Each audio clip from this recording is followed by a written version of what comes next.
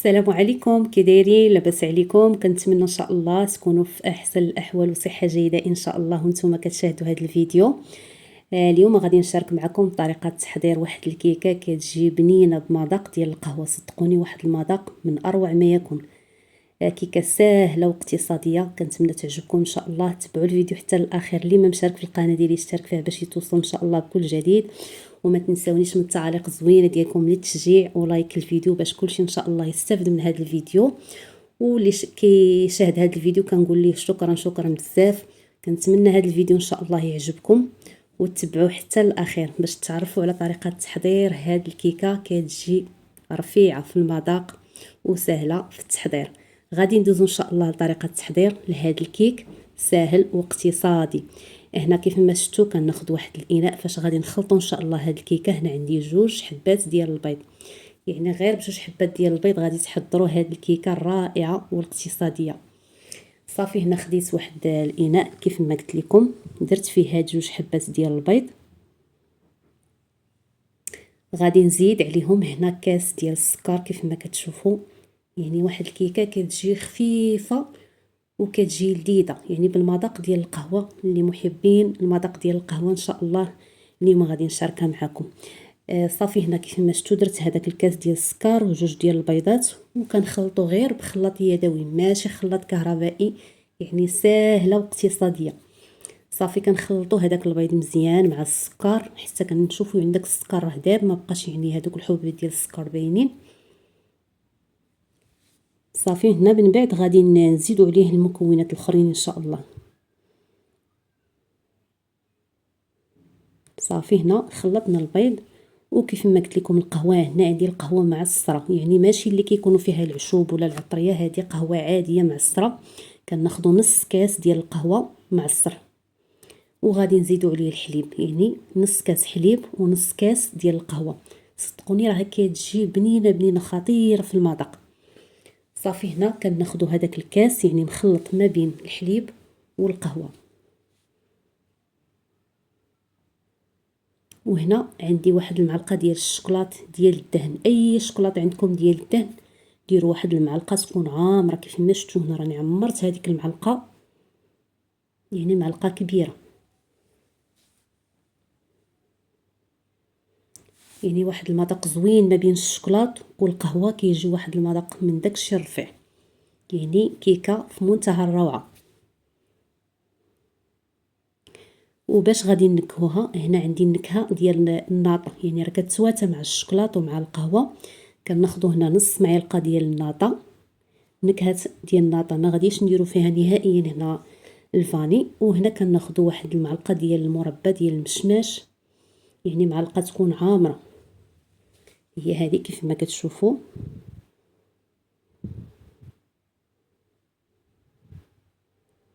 صافي وكنخلطوا هاد المكونات.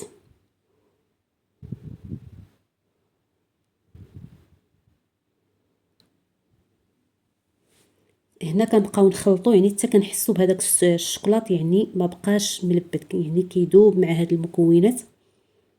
كنخلطوا مزيان. صافي هنا حتى كيبان لينا هذاك الشيء كامل يعني انسجم.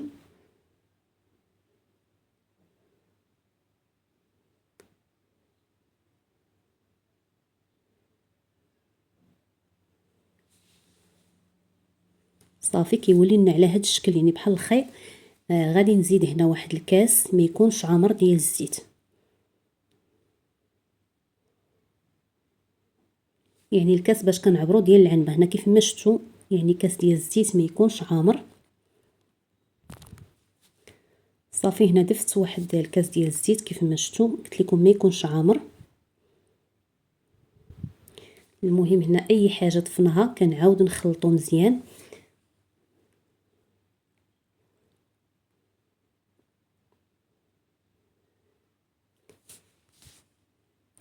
وهنايا غادي ندير واحد المعلقه ديال النشا، هي هذه اولا الكريم باتيسير، يعني كتعطي واحد الخفه لهاد الكيكه، كتجي خفيفه.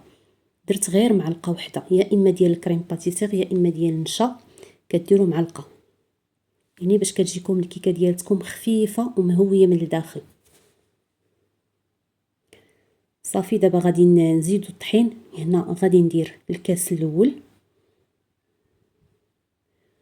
وغادي نزيد هنا 2 اكياس ديال الخميره ديال الحلوه كيف ما كتشوفوا. هنا كل وحده الوزن ديالها 8 غرام. يعني كيكه سهله يعني دغيا كتوجد واقتصاديه وكتجي فواحد المذاق روعه.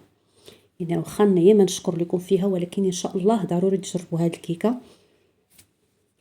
هنا غادي نزيد الكاس الثاني ديال الطحين. هانتوما انا كنوريكم الكاس، يعني راه خويتو كامل. وغادي نعاود نزيد مره اخرى ان شاء الله. هنا كتبان لي يعني القوام باقي خفيف. غادي نزيد هنا نص كاس، وهذا كيف ما كتشوفوا يعني المجموع 2 ديال الكيسان ونص ديال الطحين. صافي فقط لا غير، هادشي اللي كنستعملوا فيها في الطحين. وهذا هو القوام ديالها كيف ما شفتوا، يعني راه كتجي خفيفه ماشي ثقيله. واحد المذاق صدقوني طالع منها زوين، واحد الريحه. صافي دابا غادي نخليوه على جنب، وغادي نجيبوا المول فاش غادي نديروا هاد الكيكه. يعني كتختاروا اي مول كيف ما كان عندكم. هنا كدهنوه بالزبده وكترشوه بشويه ديال الطحين. صافي وكتفرغوا فيه هذاك الخليط ديال الكيك.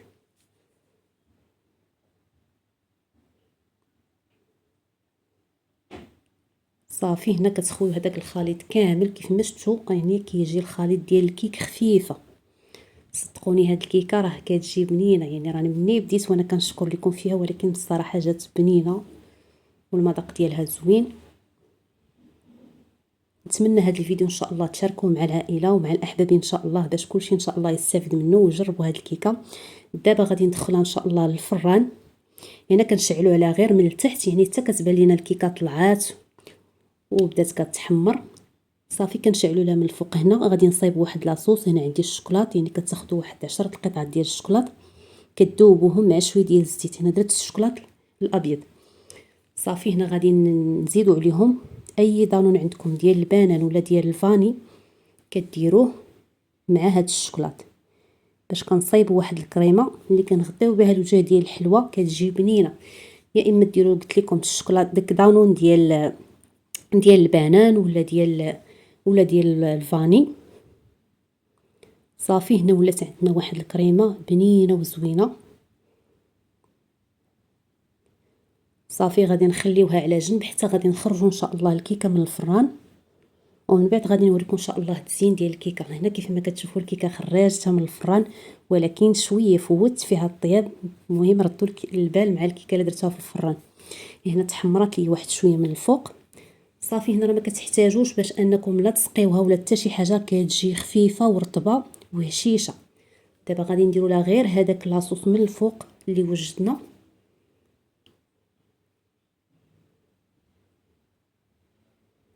صافي هنا غادي نديروا عليه هذاك لاصوص اللي وجدناه هو هذا، وكنغطيو ليها الوجه بهذه الطريقه كيف ما شفتوا. يعني بهاد لاصوص البيضه كتجي روعه في المذاق.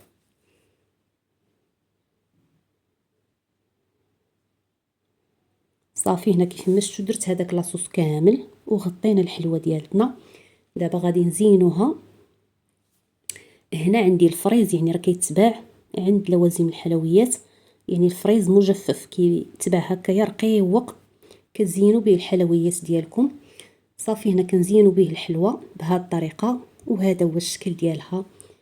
كتجي بنينه ولذيذه، وغادي نقطع لكم ان شاء الله باش غادي تشوفوا الشكل ديالها كيفاش دايره من الداخل. المهم انكم كتخليوها حتى كتبرد عاد كتقدموها. هنا كنقطع لكم، راه باقيه سخونه كيف ما غادي تشوفوا ان شاء الله. كيكه من اروع ما يكون. غادي نقطع لكم واحد الطريف باش تشوفوا يعني كيفاش دايره من الداخل ديالها. كتجي خفيفه.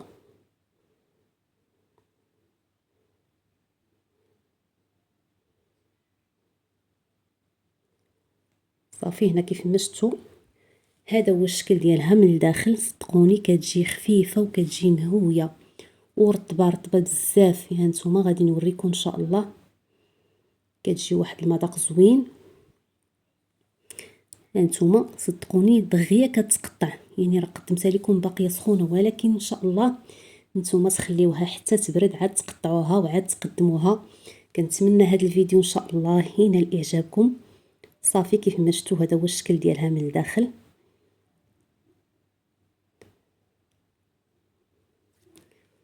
وصافي هذا هو الشكل ديالها. كنتمنى تعجبكم ان شاء الله. شكرا لكم بزاف على المشاهده.